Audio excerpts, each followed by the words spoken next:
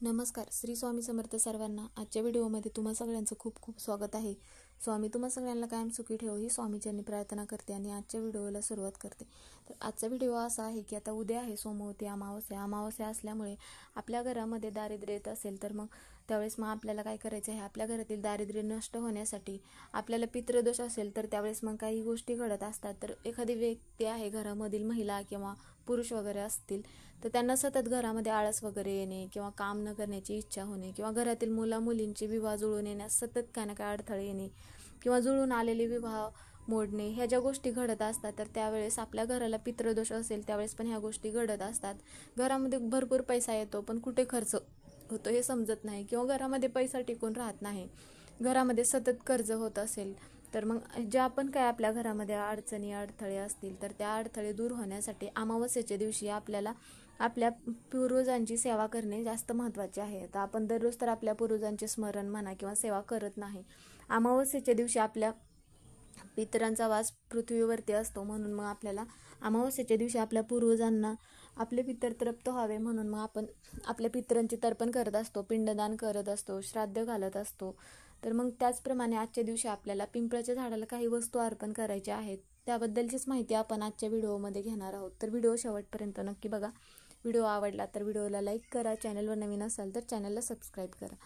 आता आपण अमावस्येच्या दिवशी सगळ्यात जास्त महत्त्व दिले जाते आपल्या पूर्वजांचे स्मरण करण्यासाठी किंवा त्यांना दही भाताचा नैवेद्य दाखवण्यासाठी किंवा आपल्या पूर्वजांसाठी एक दिवा प्रज्वलित करण्यासाठी. तर त्याचप्रमाणे आपल्या घरातील दुःख, दारिद्र्य, संकटे दूर होण्यासाठी आपण काही सेवा तर करत असतो. त्याचप्रमाणे उपाय करणे पण तेवढेच जास्त महत्त्वाचे आहे. आता आपण दरवेळेस सेवा करतो, उपाय करत नाही किंवा मग फक्त उपाय करतो आणि सेवा करत नाही. त्यामुळे मग आपल्या घरातील ज्या पण काही अडथळे आहेत तर ते दूर होत नसतात. मग आपल्याला सकाळी काय करायचं आहे, ज्यावेळेस घरातील व्यक्ती स्नान करत असेल तर गंगाजल, हळद आणि काळे तीळ टाकून तशा पद्धतीचं पाणी मग घरातील प्रत्येक व्यक्तीला स्नान करण्यासाठी द्यायचं आहे. ज्यामुळे काय होईल की त्या व्यक्तीची नकारात्मकता दूर होते आणि काळे तीळ आपल्या पितरांना म्हणजेच की पूर्वजांना सगळ्यात जास्त प्रिय असतात म्हणून मग काळे तीळ टाकून स्नान करायचं आहे, जेणेकरून त्या व्यक्तीमधील पितृदोषाची काही लक्षणं असतील तर दूर होतात. तर मग आजच्या दिवशी आंब्यांच्या पानांचं तोरण लावायचं आहे, कारण की आंब्यांच्या पानांचं तोरण माता लक्ष्मीला जास्त प्रिय असतं.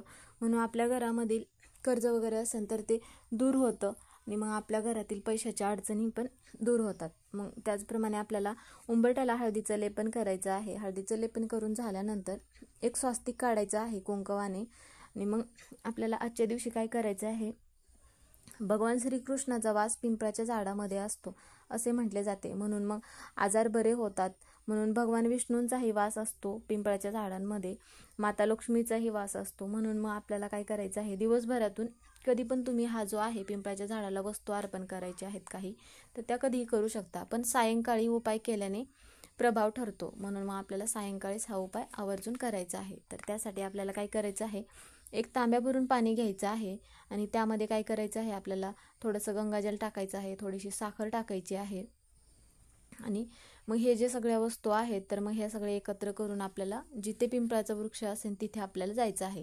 जात असताना काय करायचं आहे, एक दिवा प्रज्वलित म्हणजेच की एक दिवा घेऊन जायचा आहे. आता तो दिवा तुम्ही चौमुखी दिवा घेऊन जाऊ शकता. मग त्यावेळेस दिवा तुम्ही कणकेचा बनवायचा आहे. जर तुम्हाला कणकेचा बनवणं शक्य झालं नसेल तर तुम्ही पंती वगैरे घेऊन जाऊ शकता. शक्यतो तुम्ही कणकेचाच दिवा बनवायचा आहे, कारण आपण कोणत्याही सेवा उपाय करत असताना लवकर प्रभाव पडण्यासाठी मग आपण कणकेचा दिवा बनवायचा आहे. आणि ज्यावेळेस आपण कणकेचा दिवा बनवणार आहे त्यावेळेस त्या पिठामध्ये मीठ न टाकता थोडीशी हळद टाकायची आहे आणि तिथे जायचं आहे. तिथे गेल्यानंतर अगोदर काय करायचं आहे, दिवा प्रज्वलित करून घ्यायचा आहे. दिवा प्रज्वलित केल्यानंतर दिव्यामध्ये थोडेसे काळे तीळ टाकायचे आहेत आणि आपल्या पूर्वजांचं जर तुम्हाला नाव माहिती असेल तर पूर्वजांचं 11 वेळा नाव घेऊन स्मरण करायचं आहे. जर तुम्हाला नाव माहिती नसेल तर तुम्ही मग ओम पितृदेवताय नमः असं पण तुम्ही स्मरण करू शकता आणि मग दिवा लावून घ्यायचा आहे आणि दिव्याची पूजा करायची आहे. आणि दिव्याला म्हणजेच की तिथे पिंपळाच्या वृक्षाला आपल्याला सप्तधान्य अर्पण करायचे आहेत. आता जर घरामध्ये सतत एखादी व्यक्ती आजारी असेल तर त्यावेळेस पण तुम्ही मग सप्तधान्य हे अर्पण करू शकता. घरातील पितृदोष असेल त्यावेळेस पण एखादी व्यक्ती सतत आजारी असते किंवा लहान मुलांना इडापिडा वगैरे असते त्यावेळेस पण ह्या गोष्टी असू शकतात. आणि आपण जे तांब्या भरून पाणी घेऊन गेलं आहे तर ते पाणी पण तिथे पिंपळाच्या खोडावरती अर्पण करायचं आहे. आता सप्तधान्यामध्ये तुम्ही काय काय घेऊ शकता, तर त्यावेळेस गहू घेऊ शकता, तांदूळ, ज्वारी, तुमच्याकडे जे पण काय असेल तर असे 7 धान्य करून मग आपल्याला ते घेऊन जायचं आहे. मग जाण्या अगोदर काय करायचं आहे, आता यावेळेस काय होतं की प्रत्येक वेळेस पैशाच्या अडचणी असतील, घरामध्ये आजारपण असेल, नजरबाधा असेल, किंवा मुलांच्या अभ्यासात प्रगती होत नाही, किंवा नोकरीमध्ये यश मिळत नसेल, जे पण काय असेल तर त्यावेळेस मग तुम्ही हा सप्तधान्याचा उपाय आवर्जून करू शकता. तर मग नंतर काय करायचं आहे, आता त्या व्यक्तीवरून, घरातील जी कोणती व्यक्ती आहे तर ह्या वस्तू आपल्याला अगोदरच घरून घेऊन जायच्या आहेत. आणि घरून घेऊन जाण्या अगोदर जी व्यक्ती असेल तर त्या व्यक्तीवरून 7 वेळा आपल्याला उतरवायचं आहे. आणि त्यानंतर मग काय करायचं आहे, आपल्याला घरावरून पण 7 वेळा उतरवायचं आहे. आणि म्हणायचं आहे की आपले जे पण काय अडचणी आहेत, संकटे आहेत तर ते दूर होऊ द्या. आपली जी पण काही इच्छा आहे तर ती इच्छा मग आपण ज्यावेळेस हे सप्तधान्य प्रत्येक व्यक्तीवरून, घरावरून उतरवून पिंपळाच्या वृक्षाखाली जातो, त्यावेळेस मग पिंपळाच्या खोडावरती डोकं टेकून मग आपली जी पण काही इच्छा असेल, घरातील असेल, मुलांचं असेल, किंवा मुलांचे विवाह जुळून येत नसतील, जे पण काय असेल तर ते पिंपळाच्या खोडावरती डोकं टेकून आपली इच्छा सांगायची आहे. आणि पिंपळाच्या झाडाला पण सांगायचं आहे, जे पण काय तुमच्या घरात त्याला असेल ते सांगायचं आहे. आणि नंतर काय करायचं आहे, आपल्याला पिंपळाच्या वृक्षाला 11 प्रदक्षिणा घालायच्या आहेत. प्रदक्षिणा घालत असताना मग तुम्ही ओम नमो भगवते वासुदेवाय नमः हा मंत्र म्हणू शकता. आणि प्रदक्षिणा घालून झाल्यानंतर आता ज्यावेळेस आपण कोणताही उपाय, सेवा करत असतो त्यावेळेस मग काय करायचं आहे, जाताना पण मध्ये रस्त्यामध्ये कुठे न थांबता सरळ जायचं आहे. आणि घरी येताना पण कुठेही न थांबता सरळ घरी यायचं आहे. कारण की काय होतं, बऱ्याच वेळा आपण काय करतो की कुठे काही उपाय करण्यासाठी जात असताना मध्येच कोणाशी बोलत थांबतो, किंवा मग घरी येण्या अगोदर मग आपण मध्येच कुठेतरी थांबतो. असं न करता किंवा काही वस्तू घेऊन येतो, सरळ घरी यायचं आहे. घरी आल्यानंतर हातपाय धुवायचे आहेत आणि मग जी पण काही तुमचे कामं असतील ते तुम्ही मग नंतर कामं करू शकता. तर ह्या सगळ्या ज्या सेवा आहेत, उपाय आहेत, तर त्या आपण आपल्या घरांसाठी करू शकतो, किंवा आपल्या घरामध्ये पितृदोष असेल तर त्यावेळेस पण ह्या सगळ्या समस्या दूर होण्यासाठी पण आपण पिंपळाच्या झाडाला ह्या वस्तू आवर्जून अर्पण करायच्या आहेत. आता अमावस्येच्या दिवशी आपण सगळ्यात जास्त म्हणजे आपल्या पूर्वजांची सेवा करत असतो, स्मरण करत असतो.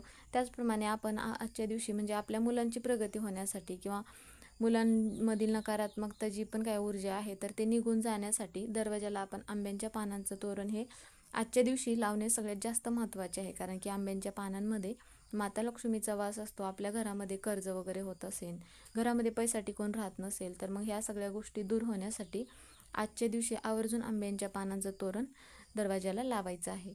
तर मग आजच्या व्हिडिओमधून एवढीच माहिती सांगायची होती. व्हिडिओ कसा वाटला कमेंट करून नक्की सांगा. कमेंटमध्ये श्री स्वामी समर्थ किंवा ओम पितृदेवताय नमः हे लिहायला विसरू नका. व्हिडिओ पूर्ण बघितल्याबद्दल धन्यवाद.